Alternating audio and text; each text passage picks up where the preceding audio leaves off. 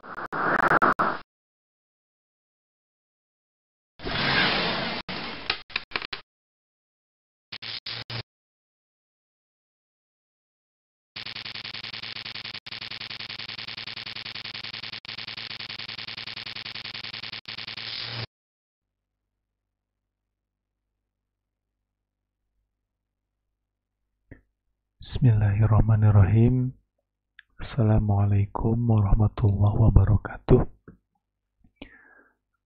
Alhamdulillah kita bertemu lagi di pertemuan selanjutnya di semester ini. Setelah saya lihat dari isian ya yang teman-teman sekalian isi di pertemuan pertama, bahwa ada beberapa materi yang belum tuntas di kelas 11 ya. Salah satunya yaitu materi karya tulis ilmiah. Gitu ya. Jadi pada saluran ini, saluran belajar bahasa Indonesia, kita akan melanjutkan materi kelas 11 itu ya. Nah, jadi saya akan sedikit mengulang ya materi karya tulis ilmiah. Nah, ini sebagai pengantar saja ya untuk materi karya tulis ilmiah ini. Nah, yang pertama itu pengertian karya tulis ilmiah. Ya. Ini perlu disimak, ya, diperhatikan apa pengertian dari karya tulis ilmiah, yaitu karya tulis yang dibuat untuk memecahkan suatu permasalahan dengan landasan teori dan metode-metode ilmiah. Gitu ya. Jadi yang namanya karya tulis ilmiah ini bukan tulisan biasa-biasa saja, bukan hayalan gitu, tapi sebuah karya tulis yang didasari atas suatu masalah gitu. Dan tujuannya untuk memecahkan masalah tersebut dengan landasan-landasan teori yang ada gitu ya. Teori para ahli intinya dengan disiplin ilmu yang ada hari ini gitu ya. Dan tentunya dengan menggunakan metode-metode ilmiah. Tentunya berbeda dengan tulisan-tulisan yang lain. Kalau ada karya tulis ilmiah, berarti ada karya tulis yang non-ilmiah gitu ya. Ada gitu ya. Nah, nanti akan kita bahas selanjutnya. Kemudian, selanjutnya yaitu kita mengenal ciri-ciri karya tulis ilmiah. Gitu, ya. Apa sih yang menjadikan karya ini bisa disebut karya tulis ilmiah? Gitu. Nah, ini ada ciri-cirinya ya. Yang pertama adalah objektif gitu ya. Objektif ini maksudnya apa gitu. Nah, di sini ya yaitu mengungkapkan segala sesuatu apa adanya gitu ya. Jadi tidak dibuat-buat ya, tidak mengarang gitu ya. Karena kalau mengarang itu bukan karya tulis ilmiah gitu ya namanya. Itu karangan itu bukan karya tulis ilmiah gitu ya. Nah, maka yang namanya objektif ini harus sesuai dengan apa adanya gitu ya. Yang kedua, netral gitu. Apa maksudnya ya? Jadi aspek kenetralan ini mengacu kepada setiap pernyataan, pengungkapan, atau penilaian terbebas dari kepentingan-pentingan tertentu, baik kepentingan pribadi maupun kelompok gitu ya. Jadi netralitas gitu ya dari karya tulis ilmiah ini jelas gitu. Jadi tidak terpengaruh oleh kepentingan-kepentingan apapun ya. Tidak memihak kepada siapapun gitu, tapi netral gitu.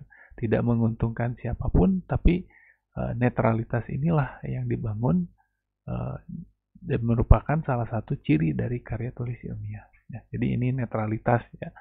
Jadi tidak memihak, tidak menguntungkan seseorang itu, bukan pesanan gitu ya.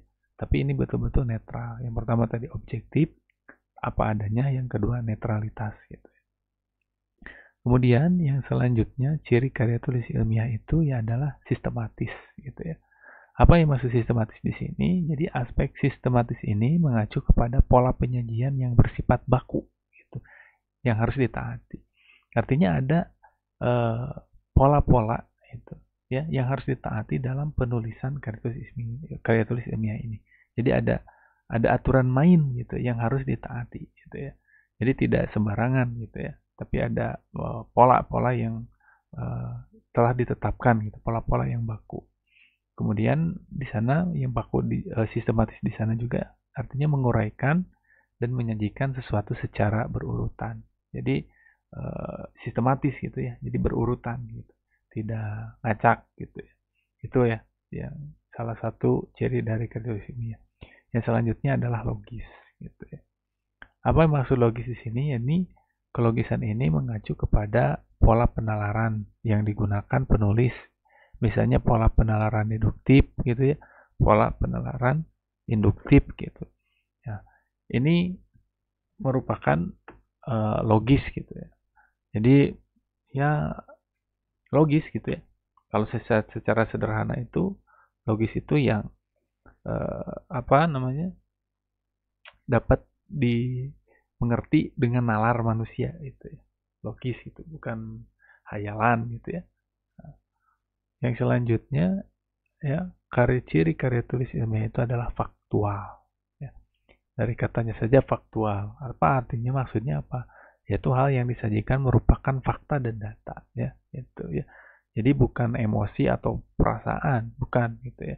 Tetapi berdasarkan fakta-fakta yang ada, data-data yang ada gitu. Jadi bukan hayalan, bukan imajinasi gitu dan yang lain, tapi itu betul didasarkan atas dasar fakta dan data.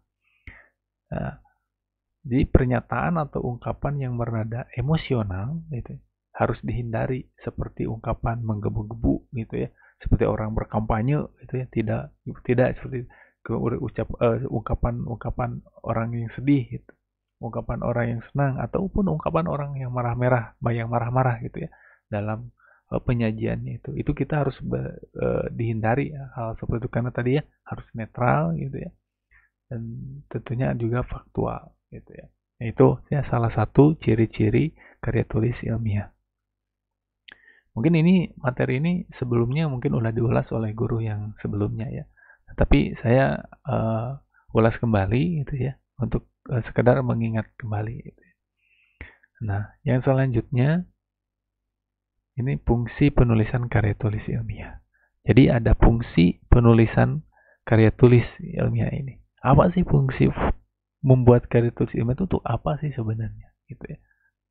Nah, yang pertama untuk memecahkan masalah tertentu gitu. Nah, seperti yang tadi di pengertian tadi di awal bahwa karya tulis ilmiah ini didasari dari permasalahan yang ada gitu. Jadi dengan adanya karya tulis ini itu memecahkan masalah yang ada gitu ya. Nah, jadi tujuan atau fungsi penulisan karya tulis ilmiah itu untuk memecahkan masalah tertentu gitu. Sehingga karya ilmiah ini menjadi solusi terhadap masalah tersebut. Yang kedua adalah mencapai tujuan tertentu. Nah, itu ya. Tentunya masalah ini diteliti ini gitu ya, atau dipecahkan ini karena ada tujuan yang ingin dicapai gitu ya. Nah, itu ya, maka disebutnya fungsi di sini adalah untuk mencapai tujuan tertentu. Yang kedua adalah yang ketiga adalah untuk menambah ilmu dan konsep pengetahuan tentang suatu pokok masalah tertentu. Itu ya jelas ya, karena ini masalah yang belum terselesaikan ya, dengan adanya karya tulis itu akan menambah gitu ilmu dan konsep pengetahuan baru tentang suatu pokok masalah tertentu ya. Yang selanjutnya adalah membina kemampuan menulis ilmiah bagi penulis. Ya, itu ya. Tentunya ini akan meningkatkan kemampuan ya dalam keterampilan tulis menulis gitu ya. Nah, tentunya tulis menulis ilmiah dalam konteks ini ya. Yang selanjutnya fungsi karya ilmiah adalah membina kemampuan berpikir ilmiah bagi penulisnya. Yang jelas ya, karena seorang terpelajar itu harus berpikir ilmiah, kritis dan ilmiah. Gitu. Nah tentunya dengan karya tulis ilmiah ini, gitu ya, dituntut atau dibina, gitu, dididik untuk berpikir ilmiah gitu, bagi para penulisnya, sehingga setiap siswa, mahasiswa, gitu ya, itu harus bisa berpikir ilmiah. Nah, maka di jenjang kuliah itu diwajibkan ya untuk membuat karya tulis ilmiah. Nah, di sekolah pun di tingkatan menengah gitu, sekolah menengah yaitu SMA atau MA itu dituntut untuk bisa menulis karya tulis ilmiah sesuai dengan jenjang dan kemampuannya gitu ya. Sehingga hal ini menjadi hal yang terbiasa untuk nanti dibawa kebiasaan di kuliah nanti ya. Dan ini sangat bermanfaat, dan kompetensi ini atau kemampuan ini harus dimiliki oleh setiap siswa ya.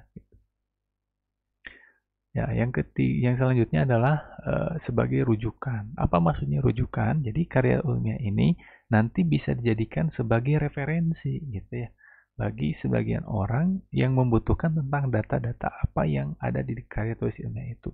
Ya, bisa dijadikan referensi untuk membuat buku, referensi untuk hal-hal yang lain gitu ya. Itu sebagai rujukan gitu ya. Bahkan itu penelitian yang kita kembangkan gitu ya, mungkin akan dikembangkan lagi oleh penelitian-penelitian selanjutnya. Nah, maka penelitian yang kita buat itu akan menjadi rujukan bagi penelitian-penelitian selanjutnya gitu ya. Selanjutnya yang ketiga kalau di sini ya, bukan yang ketiga, ini adalah sarana edukasi gitu ya. Jadi sarana untuk pendidikan gitu, untuk mendidik, untuk pendidikan. Dengan karya tulis ilmiah ini tentunya ini sebagai sarana pendidikan gitu ya. Bagi semua kalangan itu, terutama bagi penulisnya gitu, ataupun bagi yang membacanya gitu ya. Ini sebagai sarana edukasi. Yang selanjutnya adalah sarana diseminasi pengetahuan. Apa maksud diseminasi di sini? Diseminasi itu adalah penyebar luasan gitu ya. Jadi penyebar luasan pengetahuan, penyebar luasan ilmu gitu ya. Yaitu dengan apa? Dengan karya tulis ilmiah. Karya tulis ini akan dibaca oleh orang lain gitu ya. Dibaca oleh sekelompok orang, orang-orang banyak gitu ya. Terutama yang sesuai dengan apa yang kita sebarkan gitu bagi para pembaca gitu. Jadi dengan karya tulis ilmiah ini secara tidak langsung itu menyebarluaskan pengetahuan ya, karena dituangkan dalam karya tulis itu yang dibaca oleh banyak orang. Nah, itu ya salah satu fungsi ya dari karya tulis ilmiah. Nah, sekarang kita masuk ke jenis karya tulis ilmiah. Nah, gitu ya. Apa saja? Nah, ini salah satu yang akan kalian buat gitu ya dalam materi karya tulis ilmiah ini.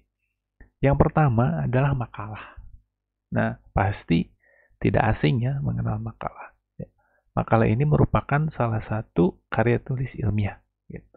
Kalau di kuliah itu mungkin membuat makalah itu hampir tiap minggu ya, membuat makalah, dan itu sebuah tuntutan harus bisa. Makanya di sekolah menengah ini itu sebagai dasar ya untuk membuat makalah ini, materinya ini adalah materi karya tulis ilmiah.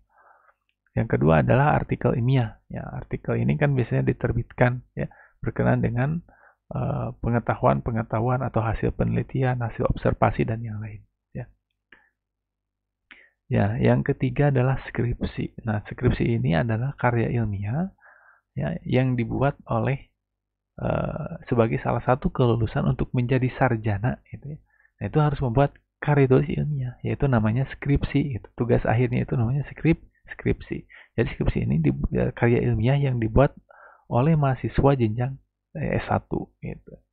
Nah, kemudian tesis juga adalah karya ilmiah ya yang dibuat oleh mahasiswa jenjang S2 gitu. Kemudian disertasi ini karya ilmiah yang dibuat oleh mahasiswa jenjang S3 gitu ya. Jadi ini sebuah tuntutan gitu ya, harus membuat karya tulis ilmiah. Nah, itu ya jenis karya tulis ilmiah. Nah, sekarang adalah bahasa ya. Bahasa yang digunakan dalam karya tulis ilmiah. Jadi tidak sembarangan bahasa itu ya. Karena ini rujukannya juga ilmiah gitu. Jadi bahasa-bahasa yang digunakan pun itu bahasa-bahasanya ya harus bahasa baku gitu ya. Nah, sebelumnya tadi ya kembali lagi ke slide sebelumnya ya. Jadi ini jenis karya tulis ilmiah. Berarti ada jenis yang non ilmiah gitu. Karya tulis yang non ilmiah. Ya jelas ada. Contohnya apa? Contohnya cerpen ya.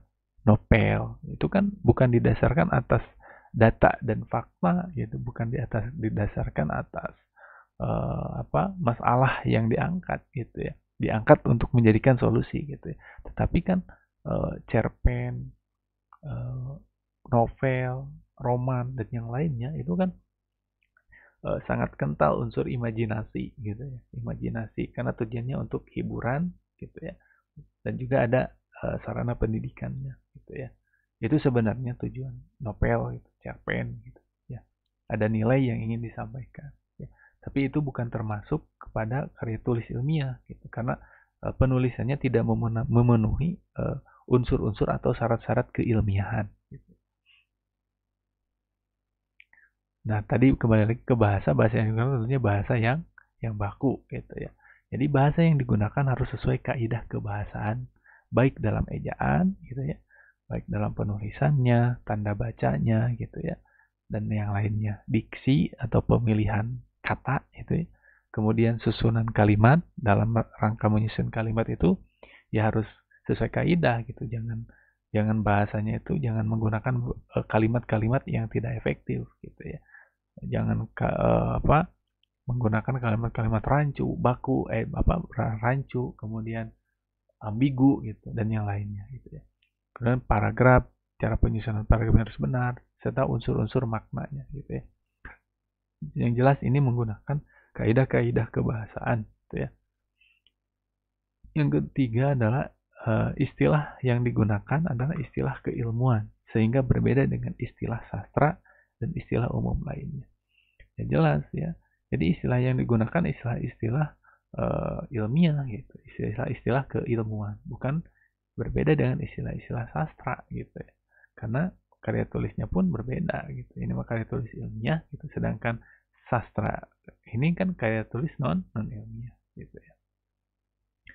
Jadi menggunakan bahasa-bahasa pilihan ya, tentunya bahasa-bahasa keilmuan atau istilahnya bahasa-bahasa ilmiah gitu ya. Nah, yang selanjutnya adalah pemakaian kata kiasan sebaiknya dibatasi ya. Jadi mana kias itu ya, makna apa namanya? Makna tidak sebenarnya gitu karena ini bukan sastra ya, bukan roman, bukan novel gitu ya dan sebagainya, maka pemakaian kata kiasan ini sebaiknya dibatasi gitu ya. Itu. Kemudian yang selanjutnya adalah bahasa yang digunakan lebih menekankan pada aspek komunikasi daripada perasaan ya. Seperti tadi ya, bahkan tujuannya itu untuk menyampaikan gitu ide dan gagasan yang ada di karya tulis ilmiah ini. Jadi sarannya untuk komunikasi gitu ya. Tulisan itu untuk komunikasi ya. Jadi jangan menggunakan bahasa-bahasa yang memunculkan unsur perasaan karena ini bukan sastra gitu ya. Sekali lagi ya. Jadi bahasanya harus baku ya tadi ya. Bahasanya digunakan sesuai kaidah gitu, dan yang lainnya gitu ya. Nah, ini ya sekilas ya berkenan dengan pengantar dalam penulisan karya tulis ilmiah ini ya. Nah, itu ya segitu saja dulu ya materi pengantar ini, silakan disimak dan dipahami. Kemudian jangan lupa isi absennya ya, yaitu dengan cara mengisi latihan yang ada di Google Form ya. Sekian, terima kasih ya. Wassalamualaikum warahmatullahi wabarakatuh.